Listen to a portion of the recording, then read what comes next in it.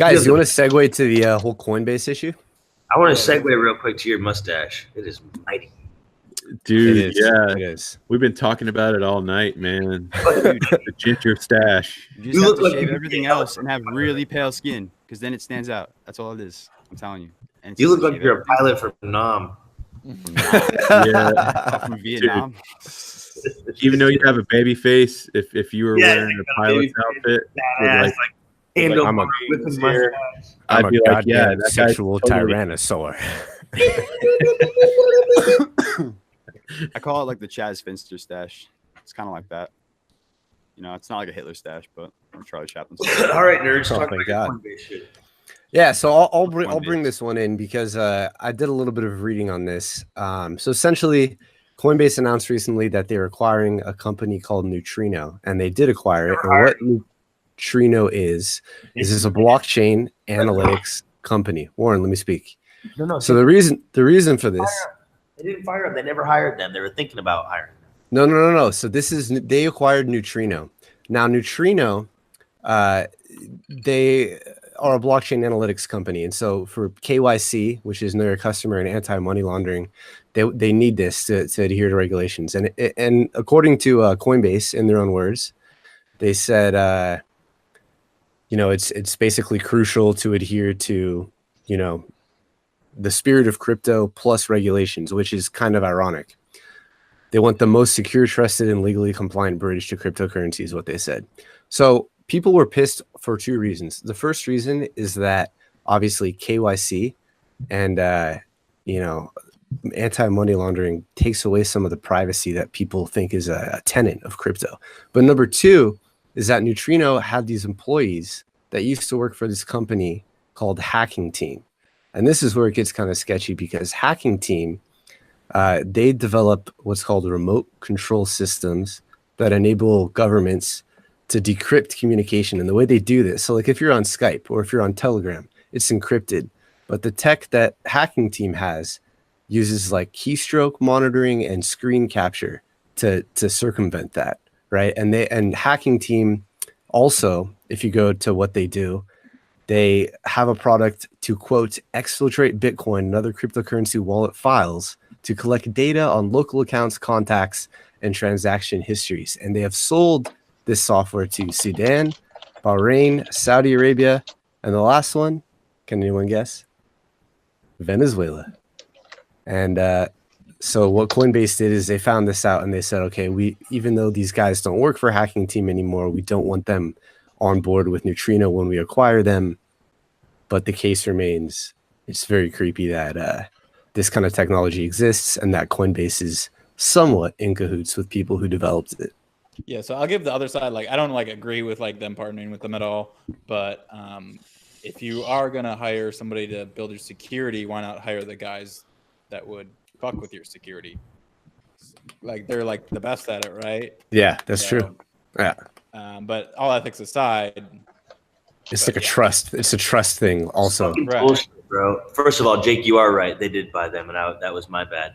Yeah. Second of all, if you start working for the government and start enabling the government to spy on people like that, that's crazy bullshit.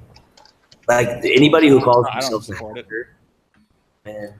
Yeah, and the other creepy thing is that Hacking Team's founder, this guy named Davide Vincenzetti, he apparently signed his emails with the slogan "Boy Cimola," which is Italian fascist rallying cry. So, so the idea that he founds this company that enables, less than savory dictatorships, for lack of a better word, to spy on their citizens, and he signs his emails with a fascist rallying cry.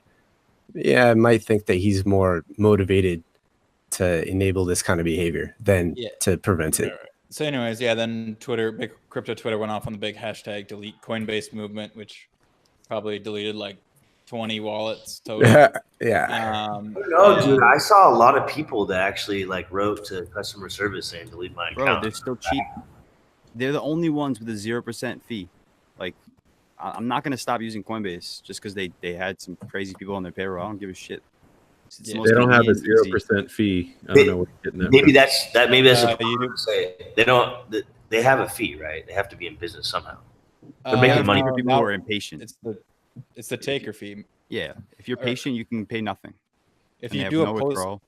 if you do a limit order, you don't have to pay any fee.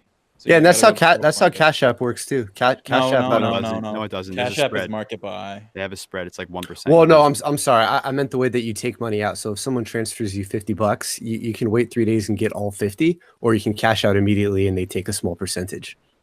That was the analogy I was using. So just to go to your point as to how Coinbase makes money, yeah, people that instantly want their funds out, there's It's a fee. anything besides when you post a limit order, because doing that just it beefens up your order book and just has more liquidity. So, and then obviously if you like buy into it like via market buy, then there's a fee. This is on GDAX, but if you use Coinbase and you try to withdraw your funds, like I just did it, they take some. They take a small percentage. Yeah, because they're crazy and they have a normie wing, and that's fine. But Yeah. my point is, if you're savvy and you know GDAX is just the best. That's so I don't really care what they're doing. It's That's like- called Coinbase now.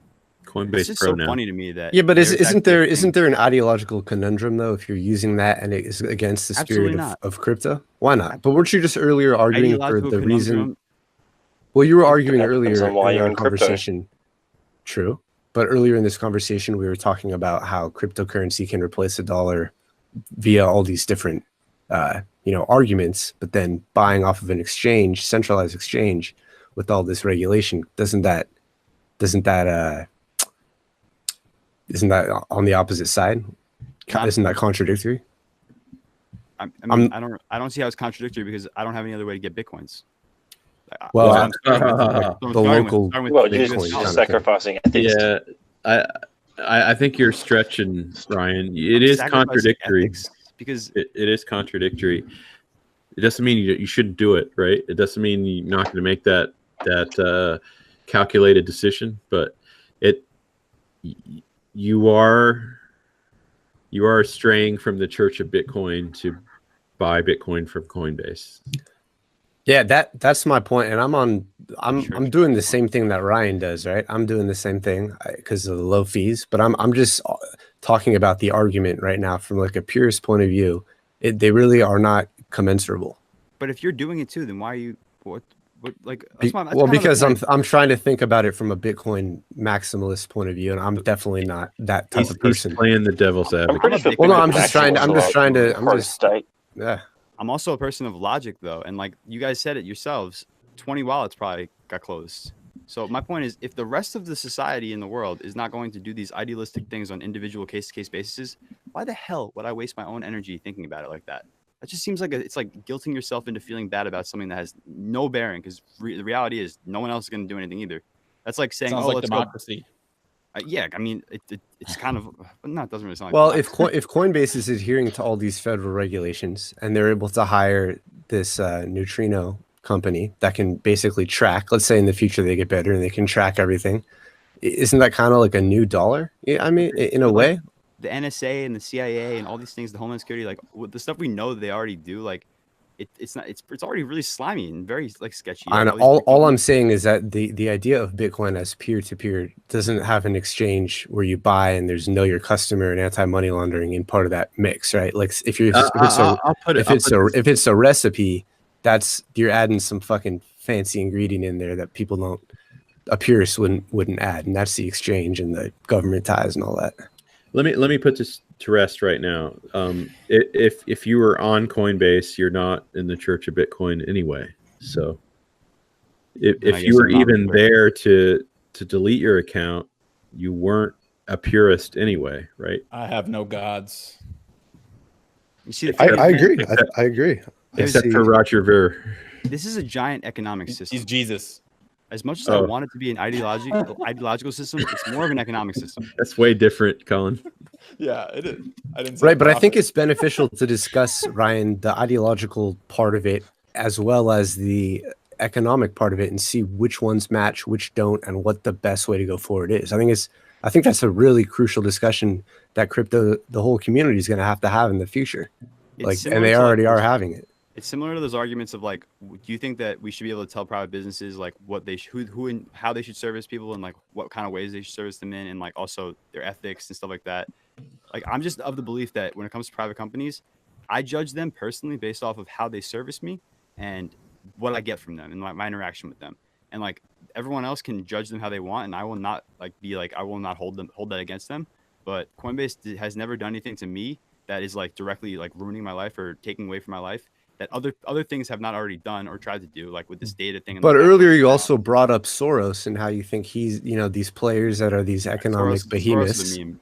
Okay, but you definitely agree with a lot of this kind of stuff, though. You're a hardcore libertarian in many ways, right? You think that the government should have very little play. I'm just saying that Coinbase is the government shouldn't exist at all. They provide the best service at the best cost. So I don't think there's a big difference if Coinbase becomes the main place. There's not a big difference between a monopoly, a corporate monopoly, and a government.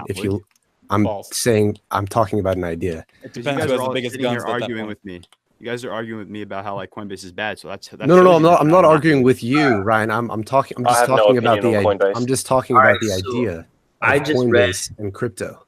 I just read an article about why Coinbase bought Neutrino. So they bought him for $13.5 million, which is kind of not very much money. So the dudes who are the evildoers, those guys walked away with about $2.5 million that went to some Credit Suisse trust. The rest of it went to 360 Capital, who had fronted a whole bunch of money to them. Altogether, they said that their capital contributions were like $500,000, like a year or two ago. So in this article, it says that Coinbase inadvertently, more than likely, violated its own terms of service. What was happening is all of your purchases, all of what was going on, that was being sold. And their previous blockchain analysis providers were selling all the data. And so it says, the compelling reason for making the acquisition was that Neutrino had some industry-leading best-in-class technology. It is important for us to migrate away from our current providers. They were selling client data to outside sources, and it was compelling for us to get control over that and have proprietary technology so we could leverage it and keep the safe, blah, blah, blah. So then, at the bottom here, it says, a source with knowledge of the situation explained that there wasn't much of a choice for Coinbase, as almost all regulated crypto exchanges likely use one of several large blockchain provider analytic tools, including those from an industry leader's elliptic and Chainalysis. The source said that those firms had moved to a give-get data model, where Coinbase would only have been permitted to use the service in return for providing its own data. Coinbase brought that capability in-house so that they weren't in a situation where a third-party tool was making it better as a surveillance tech. So that's what they want in-house data monitoring. What they didn't want to do is they didn't want to lose out on the financial opportunity of being able to monetize the data themselves versus getting some kind of AML KYC functionality, but having to give up all the customer purchases and really not know where they're going. And Warren, is this somewhat similar to like the Facebook model where they love the data from their customers because they can make money off of that? Bro. Well, that's where the actual profit margin is. Bro, if you think that these wallet apps and shit don't have SafeGraph APIs in them, you're crazy. That's what I'm saying. I'm positive of it. That's what I'm saying. I've always thought that all of this was just to gain location information. SafeGraph loves to look at different people. They love to get people fighting. They love to get people into debates and stuff like that. They were measuring like in one Thanksgiving, like how often Democrats and Republicans were spending near each other near Thanksgiving and whether or not they were leaving early. You know what I mean? They're like trying to infer a lot of information. So it must be the same thing, that somehow Coinbase was providing some really, really, really, really valuable data set. And they realized that these other guys were like, yeah, sure, we'll do your AML and KYC for you. Yeah, no problem. But that they were inadvertently going to give away a shitload of money, which is... Here's a quick thought experiment. If a company like Facebook, because remember a while ago, there was a rumor that Facebook was going to buy... Did I cut out still? Oh, fuck. What about now? Yeah, you're perfect for me. All right, hit it. Okay. Remember a while back, there was that rumor Facebook was looking into buying Coinbase? Yeah. Oh, that's me then. Sorry, guys. Yeah, this was a rumor a while back. So imagine if this happens, the benefit that they would have. So Coinbase right now has access to the amount of money that you've put in and withdrawn. And they look at this all the time. And if crypto does become like a leading way to spend money, that data is so valuable for a company like Facebook because they know how wealthy you are and they know who to advertise the expensive products to, who who would advertise less expensive products to, et cetera, et cetera, et cetera. And this goes into the whole reason that people are so mad at Jack Dorsey and big data and Facebook and privacy and all this.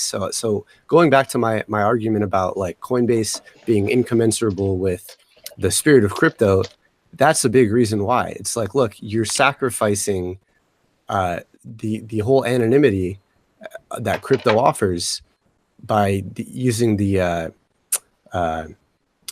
the nice experience at Coinbase, the leisurely use of Coinbase that it offers. Like the ease of use is the word I was looking for, and that's, I think, a problem. Crypto doesn't offer anonymity, really. You have to build the anonymity yourself by the way you enter it. And like, that's fine. And that makes a lot of sense to me. I'm not going to say that every time I buy Bitcoin that I buy from Coinbase.